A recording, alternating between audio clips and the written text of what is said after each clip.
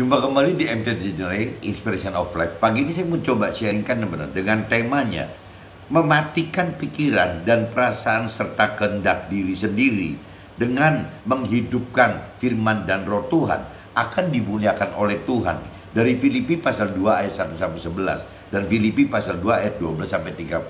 Maksudnya teman-teman, apabila kita hidup dengan jiwa kita, dengan pikiran, perasaan, kehendak kita, dengan nyawa kita teman-teman, dengan jiwa kita atau nyawa kita, dengan pikiran, perasaan, kehendak kita, dengan hikmat kita, dengan pikiran, perasaan, kehendak kita, maka apa yang kita pikirkan, perasaan dan kehendaki itu akan berbeda teman, bahkan bertentangan dengan apa yang dari jiwanya Tuhan, dari hikmatnya Tuhan, dari pikiran, perasaan, kehendak Tuhan. Jadi bertentangan sekali teman-teman. Nah ini bagaimana caranya kita hidup itu kalau dari sisi Tuhan. Ya bagaimana Tuhan inginkan agar kita itu mematikan jiwa kita teman-teman. Mematikan pikiran, perasaan, kehendak kita. Tuhan ingin kita hidupkan apa yang Tuhan pikirkan, rasakan dan kehendaki.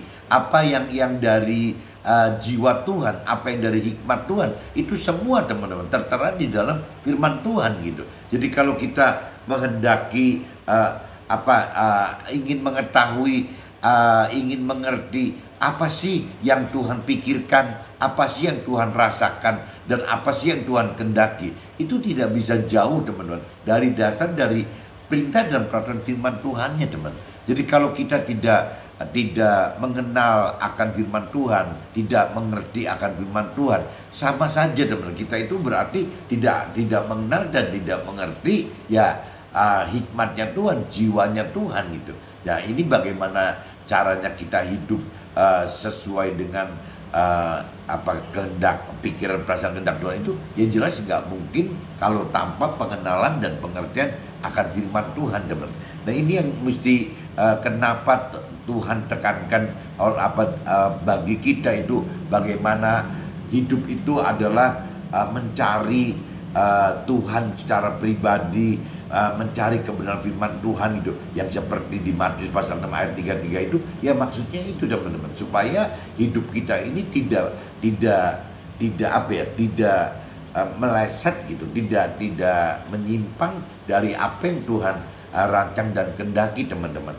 Nah ini yang nggak mudah teman. Kadang-kadang melakukan firman Tuhan itu ya satu ketidakwajaran bagi duniawi, bagi orang-orang dunia, bagi orang yang berkeyakinan, maksudnya orang yang bertuhan, mengaku bertuhan dan beragama, tapi tidak mengenal, mengerti akan firman Tuhan dan tidak melakukan firman Tuhan, itu bertentangan teman-teman. Bahwa firman Tuhan itu, apa yang diperintahkan oleh firman Tuhan itu sangat bertentangan dengan apa yang dianggap kewajaran oleh dunia, oleh orang dunia dan orang berkeyakinan, bahkan bisa dianggap kebodohan teman-teman. Bukan cuma itu saja, bisa disebut juga kesalahan teman-teman. Nah meskipun dari sisi firman Tuhan ya terkesan tidak wajar, aneh gitu, terkesan bodoh, ya terkesan salah gitu, tapi ya tidak pernah bisa dikalahkan teman. Jadi firman Tuhan itu tetap teman.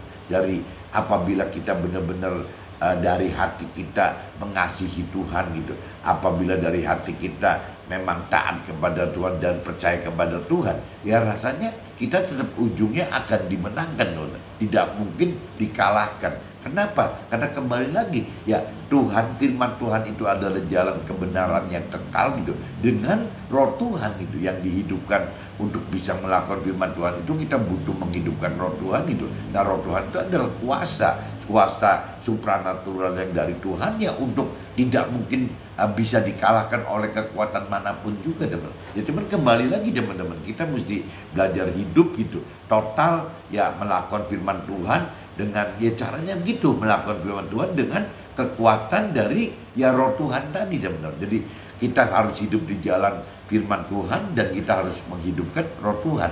Nah itu baru kita akan mendapatkan keselamatan yang kekal seperti yang Tuhan rancang dan kehendaki bagi kita teman-teman. Nah ini untuk bisa ngupas satu persatu firman-Nya teman-teman, ya untuk bisa menyatakan bahwa ya kalau kita tidak mematikan pikiran kita, perasaan kita, serta kehendak kita gitu, ya kita rasanya tidak akan mendapat kemuliaan yang dari Tuhan, teman-teman. Ya pasti tidak akan mendapat itu gitu. Karena kita melakukan hidup ya dengan seenaknya kita sendiri, dengan pikiran, perasaan, kehendak kita sendiri saja gitu. Nah ini saya bacakan dulu saja teman-teman di kitab Filipi. Coba teman-teman cari kitab Filipi pasal 2 ayatnya 1 sampai 30 teman-teman. Saya bacakan. Kalau di ayat 1-nya perikopnya teman-teman, nasihat supaya bersatu dan merendahkan diri seperti Nabi Isa. Itu judul perikopnya itu teman-teman. Jadi karena dalam Nabi Isa ada nasihat, di dalam firman Tuhan ada nasihat, ada penghiburan kasih, ada persekutuan roh dengan roh Tuhan, ada kasih mesra dan belas kasihan. Karena itu sempurnakanlah sukacitaku dengan ini, ya hendaklah kamu sehati sepikir dalam satu kasih, satu jiwa dan satu tujuan, dalam dengan tidak mencari kepentingan sendiri atau puji-pujian yang sia-sia. Sebaliknya hendaklah dengan rendah hati yang seorang menganggap yang lain lebih utama daripada dirinya sendiri, dan janganlah tiap-tiap orang hanya memperhatikan kepentingannya sendiri, tetapi kepentingan orang lain juga. Hendaklah kamu dalam hidupmu bersama menaruh pikiran dan perasaan yang terdapat juga di dalam firman Tuhan, yang walaupun dalam rupa Tuhan Allah gitu, ya tidak menganggap kesetaraan dengan Allah itu sendiri sebagai milik yang harus dipertahankan. Jadi kalau saya persepsikan secara universal teman-teman, yang kalau sebutannya Nabi Isa itu ya saya persepsikan dengan firman Tuhan teman. Jadi maksudnya waktu Nabi Isa diutus oleh Tuhan Allah, Nabi Isa itu tidak pernah teman-teman sejajarkan seolah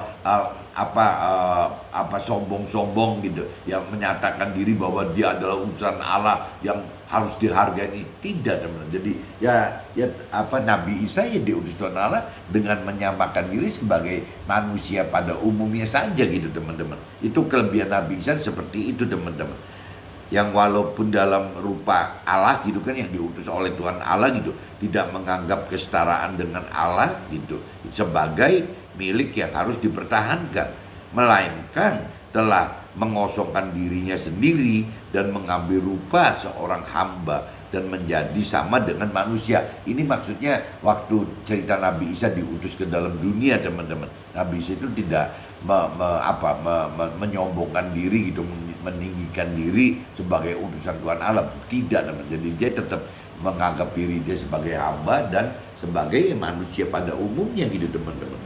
Dan di dalam keadaan sebagai manusia, ia telah merendahkan dirinya dan taat sampai mati, bahkan sampai mati di kayu salib.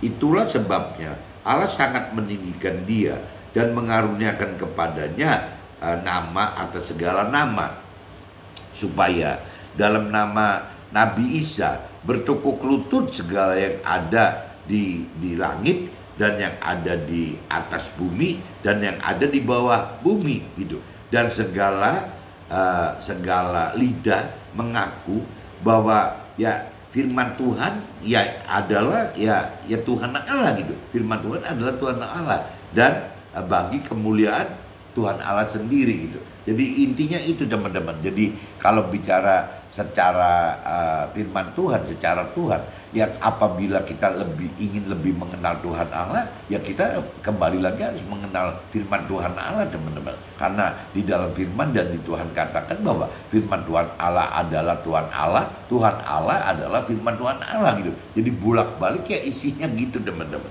Tetaplah kerjakan keselamatanmu. Ini di ayat 12-nya perikopnya itu judulnya, tetaplah kerjakan keselamatanmu. Hai saudara-saudaraku yang kekasih, kamu senantiasa taat, karena itu tetaplah kerjakan keselamatanmu dengan takut dan gentar.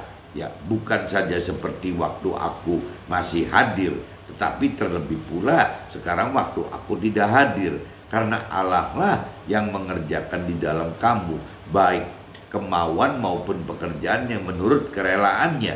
Lakukanlah segala sesuatu dengan tidak bersungut-sungut dan berbantah-bantahan, supaya kamu supaya kamu tiada beraib dan tiada bernoda sebagai anak-anak Allah yang tidak bercela di tengah-tengah angkatan yang bengkok hatinya dan yang sesat ini, sehingga kamu bercahaya di antara mereka seperti bintang-bintang di dunia, sambil berpegang pada firman kehidupan, agar aku dapat bermegah pada hari hari kiamat, ya, harinya Tuhan Allah, pengadilan Tuhan Allah itu gitu, bahwa aku tidak percuma berlomba dan tidak percuma bersusah-susah, tetapi sekalipun darahku dicurahkan pada korban dan ibadah imanmu, aku bersukacita, dan aku bersukacita dengan kamu sekalian, dan kamu juga harus bersukacita demikian, dan bersukacitalah dengan aku. Nah, ini di ayat 19-nya cerita Timotius dan Epafroditus gitu. Ini cerita muridnya nih, Timotius dan Epafroditus gitu. Tetapi dalam Nabi Isa, di dalam firman Tuhan, gua harap segera mengirimkan Timotius kepadamu, supaya tenang juga hatiku oleh kabar tentang hal ihwalmu, karena tak ada seorang padaku yang sehati dan sepikir dengan aku, dan yang begitu bersungguh-sungguh memperhatikan kepentinganmu, sebab semuanya mencari kepentingannya sendiri, bukan kepentingan untuk kepentingan firman Tuhan gitu. Kamu tahu bahwa kesetiaannya telah teruji, dan bahwa ia telah menolong aku dalam pelayanan Injil firman Tuhan, ya, sama seperti seorang anak menolong bapaknya gitu.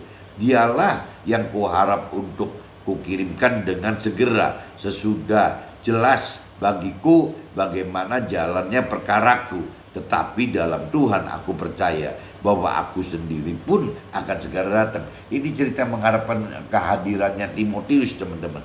Sementara itu, ku anggap perlu mengirimkan ini selain Timotius, jadi pengennya dikirimkan juga Epafroditus tadi kepadamu, yaitu saudaraku dan teman sekerja serta teman seperjuanganku yang kamu utus untuk melayani aku dalam keperluanku.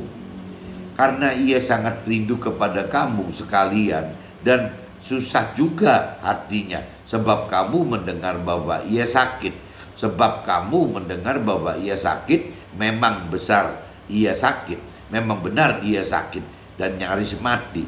Tetapi Allah mengasihani dia, dan bukan hanya dia saja, melainkan aku juga, supaya duka citaku jangan bertambah-tambah. Inilah sebabnya aku lebih cepat mengirimkan dia, supaya bila kamu melihat dia, kamu dapat bersukacita pula, berkurang duka citaku. Jadi sambutlah dia dalam Tuhan dengan segala sukacita, dan hormatilah orang-orang seperti dia. Sebab oleh karena pekerjaan Tuhan gitu ya, ia nyaris mati, dan ia mempertaruhkan jiwanya untuk memenuhi apa yang masih kurang dalam pelayananmu kepadaku. Saya sudah bacakan, teman-teman, kitab Filipi pasal 2 ayat 1 sampai 30, teman-teman. Nah, ini saya coba langsung masuk ke dalam draft aja, teman-teman, supaya bisa siapa tahu dijelaskannya lebih detail gitu. Filipi pasal 2 ayat 1 sampai 4. Prinsip dasar melakukan firman selain harus mengenal dan mengerti firman Tuhan, juga harus menghidupkan roh Tuhan, dan juga tidak lepas harus dengan dasar mengasihi Tuhan serta mengasihi sesama, sehingga pelaku firman harus ada belas kasih dan rendah hati serta tidak egois. Jadi sebagai pelaku firman teman-teman. Ya maksudnya selain kita harus lebih dalam mengenal firman Tuhan, kita harus mengerti firman Tuhan gitu. Ya selain itu ya kita harus bisa mengasihi sesama kita teman-teman. Karena prinsip dasar melakukan firman Tuhan adalah mengasihi Tuhan yang nomor satu, dan nomor duanya adalah mengasihi sesama kita. Jadi tetap teman-teman harus ada dasar kasih gitu. Apabila kita ingin melakukan firman Tuhan, tidak mungkin kita bisa melakukan firman Tuhan ya walaupun kita sudah mengenal dan mengerti firman Tuhan, apabila tidak didasari dengan kasih teman-teman. Jadi kasih itu adalah syarat utamanya teman-teman untuk bisa melakukan firman Tuhan. Nah kasih itu ya kalau kita bicara kupas dari sisi firman Tuhan, kasih itu ya tidak lari dari ya harus harus mengasihi sesama kita, harus rendah hati, tidak boleh egois gitu. Jadi syarat-syarat dasar itunya harus ada teman-teman. Jadi kembali lagi saya ingatkan bahwa untuk bisa melakukan firman Tuhan, selain kita mesti memiliki selain kita dari dasar harus mau gitu, harus mau mencari Tuhan secara pribadi dan firman Tuhan itu harus ada kemauan dari kita dulu teman-teman. Nah kita juga harus selain mau mencari juga harus mengenal teman-teman, harus mengenal. Maksudnya tidak cuma cukup mau saja mencari terus sudah bisa kenal dan mengerti gitu, nggak bisa teman-teman. Untuk mau lebih dari mencari itu ya harus mengenal. Nah mengenal itu teman-teman ya harus membaca firman Tuhan, harus sharing firman Tuhan, harus mendengarkan khotbah-khotbah, harus mungkin juga membaca buku rohani, ya segala macam teman-teman. Itu harus berdoa juga teman-teman. Jadi harus untuk mengenal firman Tuhan itu ya harus mendalami beneran teman-teman. Mendalami akan firman Tuhan yang melalui tadi khotbah, sharing dan segala macam gitu. Itu bicara pengenalan. Tapi pengenalan pun tidak cukup teman-teman. Membaca firman Tuhan saja tanpa mengerti juga tidak cukup. Jadi selain harus mengenal dan lebih dalam mengenal firman Tuhan, kita harus mengerti teman-teman. Nah ini harus mengerti. Untuk bisa mengerti itu ya biasanya teman-teman untuk orang-orang yang belum dewasa rohani, mengerti itu waktu awalnya mengerti firman Tuhan dari pikiran perasaan kehendak sendiri teman-teman. Mengerti itu dari jiwanya sendiri, mengerti itu dari hikmatnya sendiri gitu.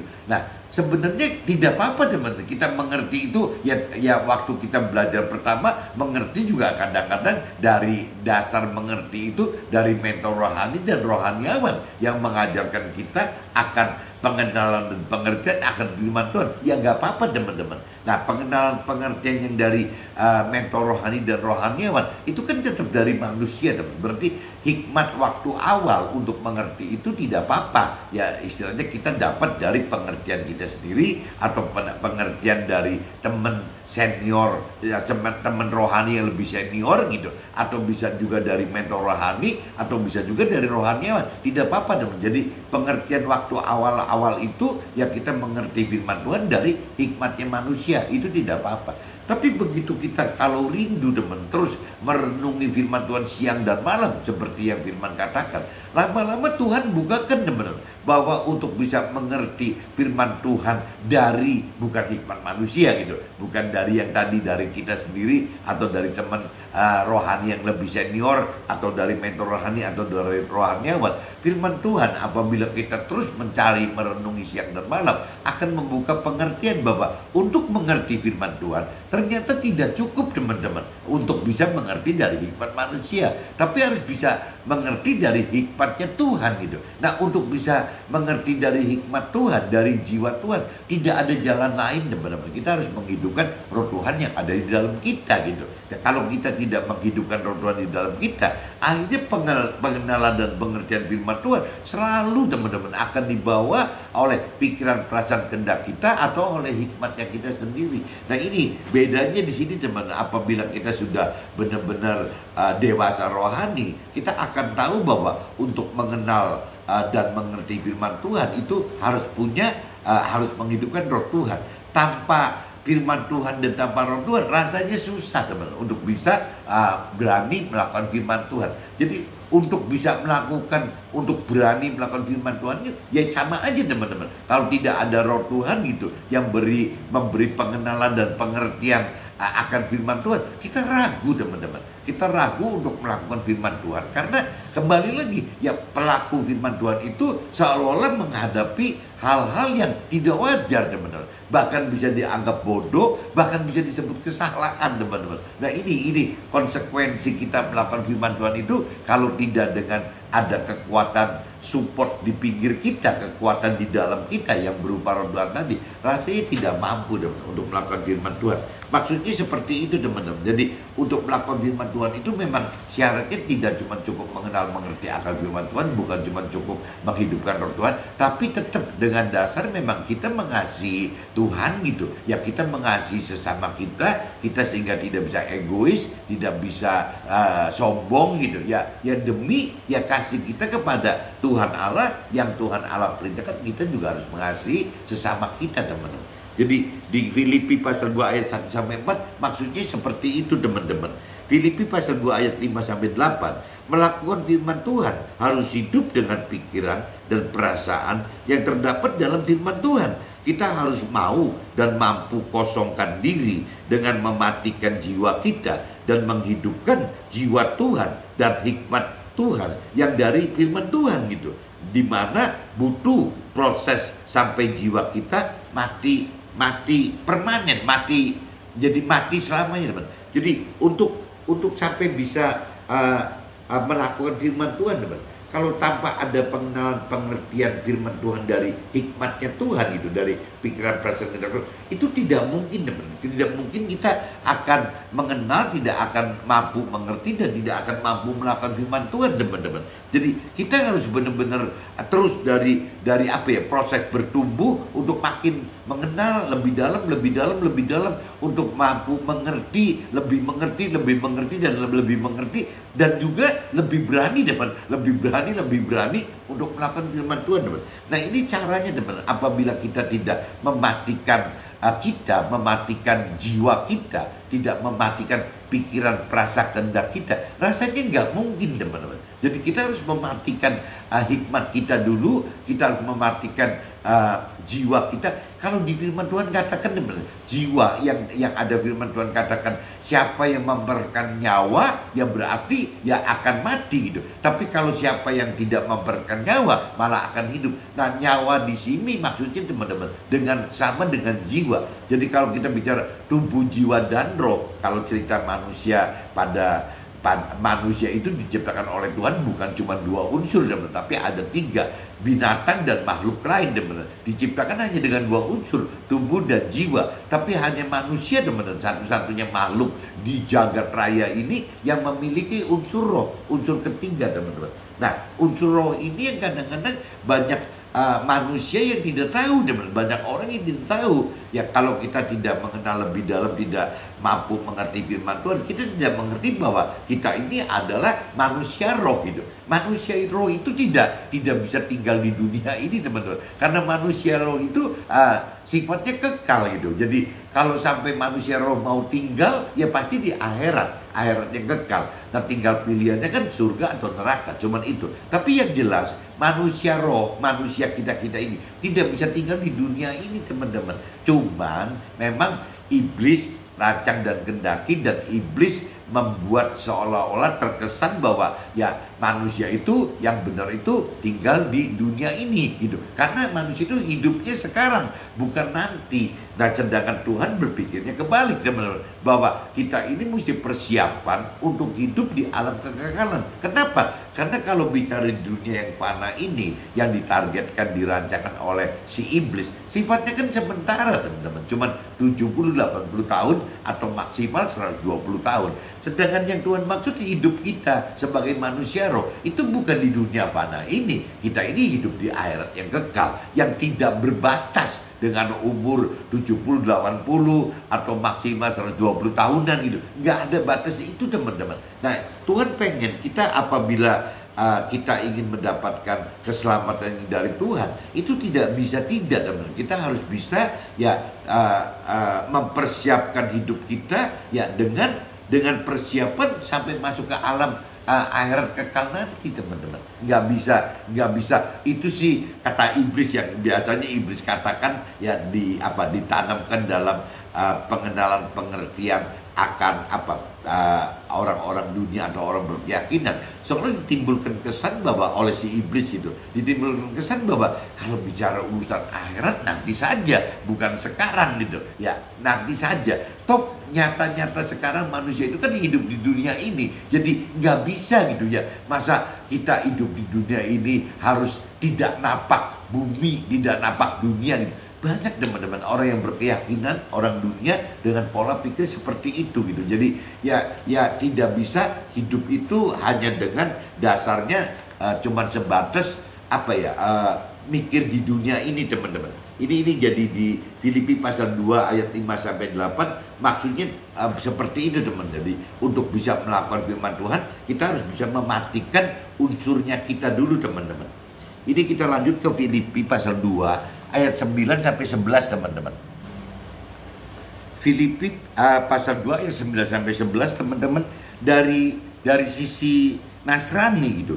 Nabi Isa itu diutus oleh Tuhan Allah sebagai penebus dosa, bukan hanya bagi orang Nasrani saja teman-teman, tapi bagi semua manusia gitu. Jadi Tuhan Allah mengutus Nabi Isa itu untuk menebus dosa, menanggung dosa semua manusia di dunia ini teman-teman. Karena prinsipnya Tuhan Allah, apabila manusia itu tidak dibebaskan dari dosa Adam, karena cerita Adam dan Hawa. Adam itu kan berbuat dosa dengan memakan buah terlarang itu loh teman-teman. Jadi akhirnya dosa itu disebutnya dosa awal, dan itu kita kebagian dosa itu gitu. Jadi iblis akan klaim kepada Tuhan Allah apabila tidak ditebus dulu kesalahan dosa Adamnya. Nah Tuhan Allah makanya mengutus Nabi Isa itu adalah untuk menebus dosanya si Adam tadi gitu. Jadi nah kalau dari sisi Nasrani seperti itu teman-teman ya, bahwa Nabi Isa itu diutus Tuhan sebagai penebus dosa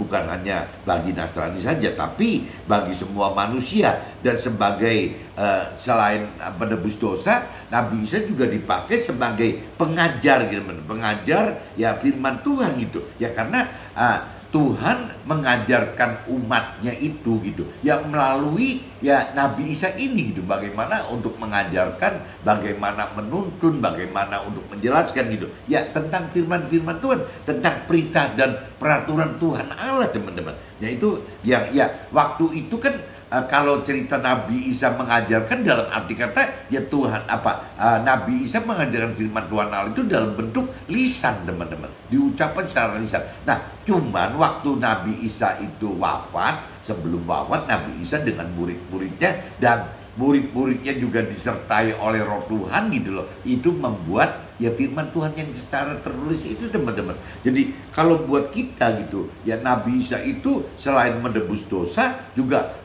menciptakan firman Tuhan secara tertulis teman. Nah ini yang tidak terjadi pada cerita, kalau di Nasrani kan ada dua teman, ada kitab perjanjian lama dan kitab perjanjian baru.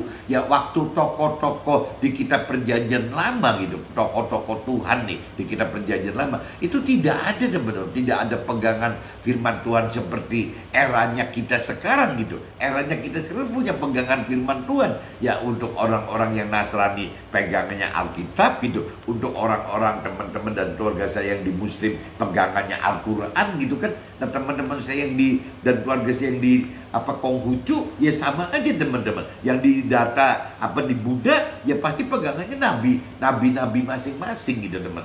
Jadi zamannya beda teman, beda dengan zamannya waktu itu ada Nabi Nuh, ada Nabi Abraham gitu, ada Daud, ada segala macam. Kalau selama itu masih masuk di dalam cerita kitab perjanjian lama, itu yang jelas tidak ada pegangan firman Tuhan. Yang ada waktu itu teman-teman cuman bagaimana menghidupkan Roh Tuhan saja. Nah kalau kita sekarang jadi ya gara-gara Tuhan Allah mengutus Nabi Isa gitu, akhirnya kita jadi sudah bebas dosanya Adam gitu. Ya kalau tidak bebas dari dosa teman-teman, nggak mungkin masuk ke akhirat itu bisa masuk surga, itu nggak mungkin. Itu udah otomatis masuk akhirat, masuk ke dalam neraka. Ceritanya seperti itu teman-teman. Jadi dengan penebusan penebusan Nabi Isa ini dari dosanya Adam, Nabi Adam gitu.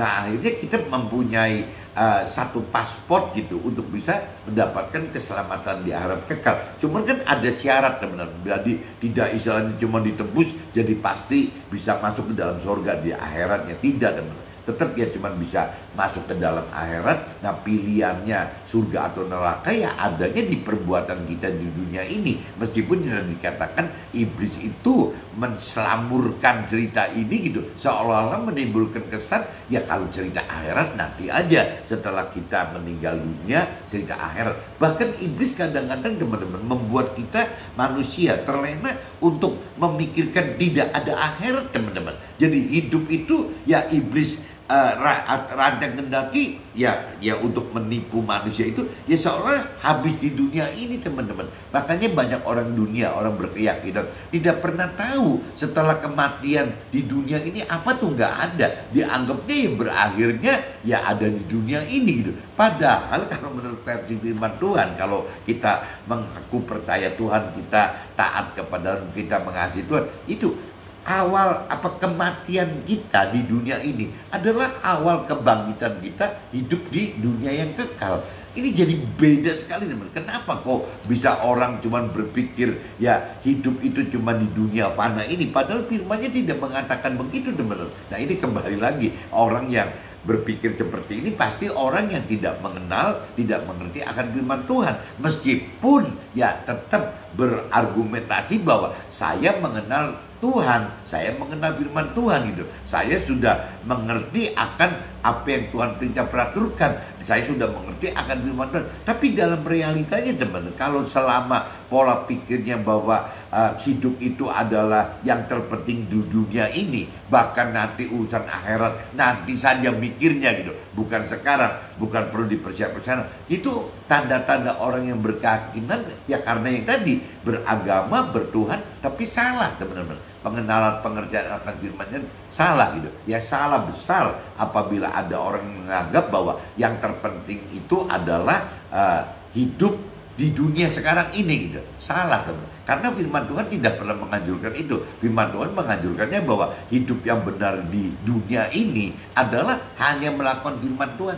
Tapi waktu kita taat gitu melakukan itu ya, bahwa hidup ini hanya melakukan firman Tuhan, itu yang namanya orang dunia, orang berkeyakinan khususnya itu marah semua teman-teman, menganggap kita ini aneh gitu, nggak wajar, menganggap kita ini bodoh, bahkan salah jalan teman-teman itu. Tapi firman Tuhan katakan meskipun kita dianggap seperti itu, tapi tidak pernah bisa dikalahkan oleh dunia, dikalahkan oleh iblis. Itu janji Tuhan seperti itu teman-teman. Jadi kembali lagi, tadi saya udah jelaskan dua hal gitu. Jadi Nabi Isa itu diutus sebagai penebus dosa, yang kedua sebagai yang melahirkan firman Tuhan secara tertulis. Makanya tadi saya bilang ada kalau bicara dari sisi agama lain ya pasti ada Al-Quran, ada. Kalau dari Nasrani kan Alkitab, tapi kalau bicara di Muslim ada Al-Quran, di Konghucu ada kitab Nabi Konghucu, di Siddhartha Gautama di Buddha juga ada kitabnya, cuma saya nggak hafal namanya. Di Hindu saya juga nggak hafal namanya gitu. Tapi yang jelas ada teman, pegangan tertulis kitab suci itu ada. Zaman tokoh perjanjian lama tidak ada teman, ada roh Tuhan. Jadi zaman kita ada dua teman, ada firman Tuhan dan ada roh Tuhan.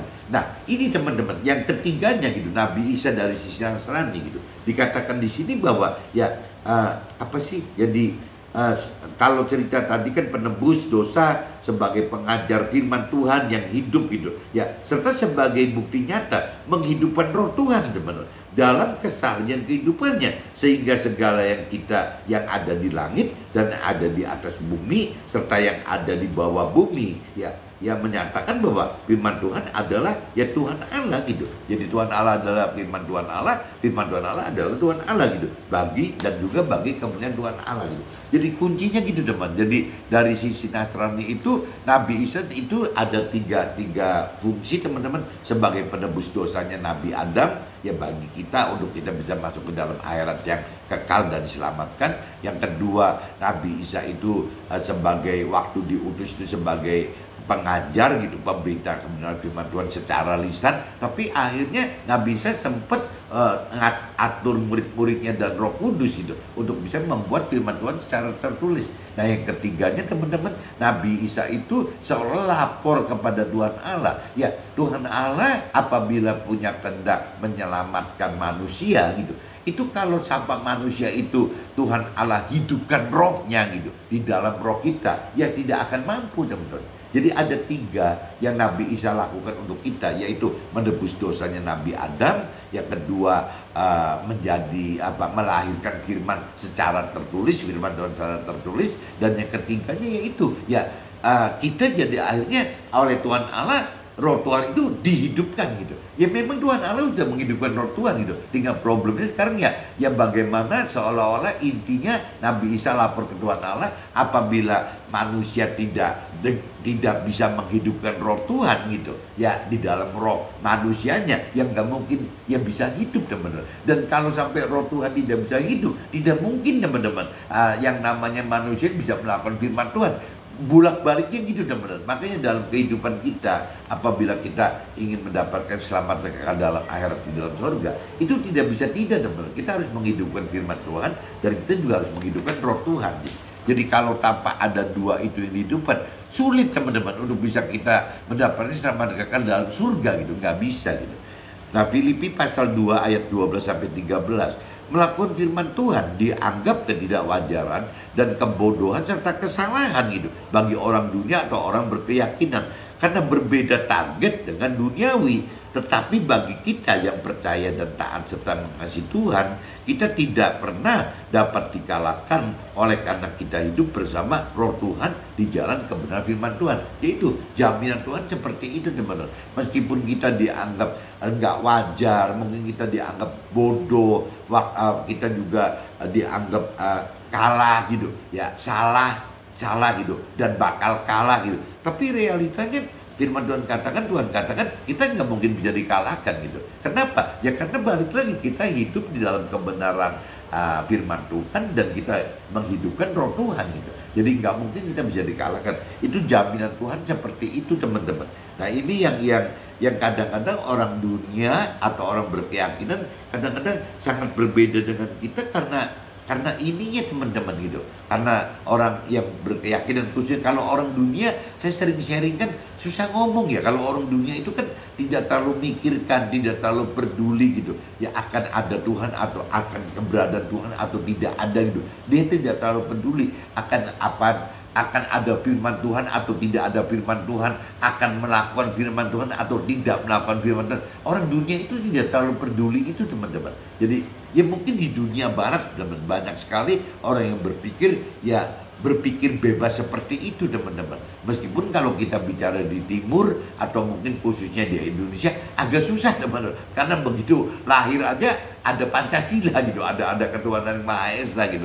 Jadi seolah-olah sudah dari lahir dinyatakan oleh pemerintah bahwa Tuhan tuh ada loh gitu. Jadi ya bagaimana kita bisa ngomong bahwa Tuhan tidak ada, bagaimana kita bisa berpikir bebas seperti negara barat yang memang tidak pernah mengharuskan rakyatnya untuk bertuhan kok, untuk beragama dibebaskan gitu. Jadi orang dunia sih kayaknya ya wajar-wajar aja. Tapi kan kembali lagi teman, kalau orang dunia itu penghukuman di akhiratnya kan kena hukum-hukumnya orang dunia teman-teman. Nah yang kacau itu kan kalau bicara orang keyakinan. Kalau orang keyakinan tingkah lakunya seperti orang dunia, tapi hukumnya kan beda. Bukan hukum dasarnya orang dunia, tapi hukumnya kan hukum firman Tuhan. Nah ini yang saya sering katakan, makanya orang berkeyakinan itu bisa sangat dirugikan loh apabila nggak buru-buru sadar merubah cara hidupnya gitu. Kenapa? Karena waktu nanti meninggal dunia di pengadilan Tuhan di dalam akhirat, ya pengadilan penghakiman dan pengumuman Tuhan Allah di dalam akhirat, kenanya itu ya penghukuman yang dari hukum-hukumnya firman Tuhan, teman-teman, bukan dari yang dunia gitu. Kalau cerita orang dunia kan pasti dihukum dengan cara-cara dunia, karena Tuhan kita maha adil gitu. Ya pasti dihukum cara-cara dunia. Tapi bagaimana gitu nasibnya orang-orang berkeyakinan yang hidupnya karena yang orang dunia? Penghukumannya bukan kena penghukuman yang dari hukum dunia, tapi penghukumannya otomatis dari penghukuman firman Tuhan, karena si orang yang mengaku ya sudah mengenal pribadi Tuhan dan firman Tuhan, sudah mengaku mengenal dan mengerti akan pribadi Tuhan dan firman Tuhan, dan ya merasa sudah melakukan firman Tuhan, teman-teman. Nah ini pasti kan Tuhan yang adil ini akan menghukum orang-orang berkeyakinan itu bukan dengan hukum dunia, tapi dengan hukum firman Tuhan. Nah waktu orang berkeyakinan dihukum dengan hukumnya firman Tuhan, ya jadi salah semua, teman-teman, karena mereka tidak hidup dengan melakukan firman Tuhan. Nggak tahu, saya berulang kali jelaskan ini kepada keluarga saya dan teman-teman saya bahwa awas loh, hati-hati, jangan sampai kita terlalu terlena keenakan dibohongi oleh iblis menjadi orang yang berkeyakinan, teman-teman. Itu terlalu resiko gitu. Kalau orang berkeyakinan tidak buru-buru sadar untuk mau mencari Tuhan secara serius, mengenal dan mendalami pengenalan akan firman Tuhan, mengerti dan juga mencari, merenungi pengertian firman Tuhan sehingga mampu mengerti firman Tuhan dari hikmatnya Tuhan gitu, dan berani melakukan gitu karena menghidupkan roh Tuhan. Rasanya penghukumannya berat sekali, teman. Penghakiman di dalam akhirat untuk orang berkeyakinan itu berat sekali. Nah ini yang saya nggak ngerti, saya mesti menjelaskannya bagaimana lagi caranya gitu. Cuman yang jelas bodoh sekali ya kalau ada orang berkeyakinan itu yang seperti orang dunia, tapi dihukumnya dihukum dengan peraturan yang orang mengerti. Ya sama aja, teman-teman, penghukuman anak kecil gitu ya, tapi dihukumnya seperti hukumnya orang dewasa di dalam negara, di dalam pemerintahan. Yang namanya penghakiman, penghukuman orang dewasa dan anak-anak beda kok, teman-teman. Nah kok mau-maunya sih ya seolah-olah kalau orang dunia ya dihakimi seperti anak-anak gitu. Kalau ada orang yang berkeyakinan karena sudah dianggap sudah dewasa, ya penghakimannya berarti penghukuman orang dewasa. Nah yang tadi saya maksud gitu loh. Jadi kok orang berkeyakinan mau-maunya segitu, ya masih bertingkah seperti anak-anak tapi mendapatkan hukuman seperti orang dewasa, sedangkan pemerintah atau negara aja tidak, benar membedakan orang yang di bawah umur belum dewasa ya dihukum dengan penghakiman hukuman ya cara anak-anak gitu. Tapi kalau orang yang udah dewasa ya dihakimi dan dihukum dengan cara-cara hukumnya orang dewasa gitu. Dan maksudnya sama dengan orang dunia dan orang berkeyakinan itu, maksud saya begitu loh. Jadi kalau orang dunia itu seolah-olah dianggap masih anak-anak gitu, sehingga penghukumannya pasti penghakiman penghukumannya dari anak-anak gitu. Nah tapi kalau bicara orang keyakinan, karena hidupnya seperti anak-anak tapi ngaku-ngaku sudah dewasa, nah hukumnya pasti jadi kena hukum yang dewasa, teman. Itu loh maksud saya. Jadi jangan sampai kita terjebak seperti posisi itu, jadi nanti teman-teman yang berkeyakinan malah dirugikan gitu, teman. Filipi pasal 2 ayat 14 sampai 16. Butuh roh Tuhan untuk dapat berikan kedalaman pengenalan akan firman Tuhan dan berikan kemampuan pengertian akan firman Tuhan, serta berikan keberanian melakukan firman Tuhan gitu, sehingga kita dapatkan kedewasaan rohani, sehingga dapat hidup dengan ya total gitu, mau dan mampu melakukan firman Tuhan gitu. Nah ini kembali lagi, teman. Jadi kunci yang utama itu, teman-teman, waktu cerita di kitab Perjanjian Lama, teman-teman, tokoh-tokoh di kitab suci kita itu tidak memiliki firman Tuhan, tapi menghidupkan roh Tuhan, teman. Ya, itu bisa mendapatkan keselamatan gitu. Tapi buat kita, seharusnya kita ini jauh lebih diuntungkan, teman. Karena selain kita harus menghidupkan roh Tuhan, kita juga mempunyai firman Tuhan gitu. Nah, pada umumnya, teman-teman, kalau firman Tuhan itu kan ada sekolahnya, teman-teman. Jadi mungkin ada sekolah teologi untuk masing-masing agama kan ada, teman-teman. Ada seminari mungkin gitu. Ya, itu ada gitu. Itu ada sekolahnya untuk sekolah firman Tuhan gitu. Bagaimana belajar teori-teori tentang firman Tuhan, teori-teori tentang ketuhanan gitu. Itu ada sekolahnya, teman. Tapi kalau bicara sekolah roh Tuhan nggak ada, teman-teman. Padahal ya untuk bisa seperti firman Tuhan, bisa mendapatkan hikmat yang seperti Tuhan dari pikiran perkehendak Tuhan, itu kan harus menghidupkan dua, harus menghidupkan firman Tuhan dan harus menghidupkan roh Tuhan. Nah, kalau kita pelajari lebih detail gitu, sekolah untuk firman Tuhannya ada, tapi sekolah untuk roh Tuhannya tidak ada, teman-teman. Jadi satu-satunya jalan ya yang namanya roh Tuhan itu ya harus bisa timbul roh Tuhan apabila kita memang ya mengalami, teman-teman. Apabila kita mengalami Tuhan, ya maka roh Tuhan akan dianggap ada, teman. Sesimpel itu. Kalau bicara teori firman Tuhan masih bisa ada sekolahnya, tapi kalau bicara menghidupkan roh Tuhan tidak bisa, teman. Harus mengalami gitu. Nah, nanti waktu kita sudah benar-benar menghidupkan roh Tuhan karena mengalami Tuhan gitu, dan dikaitkan hidup di jalan firman Tuhan, ini yang sempurna, teman-teman. Ini yang Tuhan mau gitu. Jadi kita akhirnya bisa melakukan firman Tuhan, bahkan bukan cuma melakukan firman Tuhan, kita bisa memberitakan kebenaran firman Tuhan gitu ya kepada sesama, ya sebagai alatnya Tuhan. Itu Tuhan yang ingin itu, teman-teman. Jangan lupa, Tuhan tidak cuma mengirim kita melakukan firman Tuhan aja,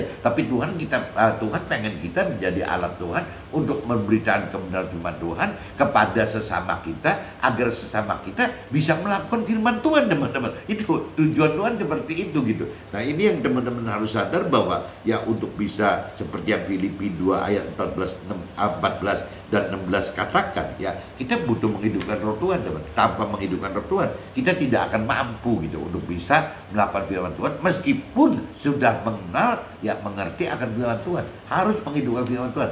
Kalau tidak bisa tersasar karena hikmatnya berbeda gitu. Kalau tidak ada firman Tuhan, roh Tuhannya, ya pengenalan dan pengertian firman Tuhan ini bisa nyasar, teman-teman, sesuai dengan hikmat manusia. Dan jadi mesti dihidupkan supaya bisa sesuai dengan hikmatnya Tuhan. Dan juga tidak akan berani mampu melakukan, teman-teman, apabila tidak ada firman Tuhan. Sehingga kita mesti memiliki firman roh Tuhan untuk bisa mampu melakukan firman Tuhan. Itu maksudnya gitu, teman-teman. Dan kalau di Filipi pasal 2 17-30, teman-teman, melakukan firman Tuhan harus mampu tidak mencintai jiwa kita. Nah, ini yang rada berat, teman-teman. Tidak boleh mencintai jiwa kita. Harus matikan manusia lama kita, agar lahir manusia baru yang dengan jiwa Tuhan, yang berupa perintah dan peraturan firman Tuhan. Sehingga kita hidup sesuai dengan firman Tuhan adalah hidup dengan prioritas dan total melakukan firman Tuhan sebagai pekerjaan utama kita. Nah, ini yang tidak mudah, teman-teman. Ya, di dunia ini kita makin akan dianggap aneh lagi gitu. Jadi kembali lagi, kalau kita ingin melakukan firman Tuhan itu, teman-teman, ya tidak bisa kita mencintai jiwa kita, tidak bisa kita bertahan dengan keinginan kita, teman-teman.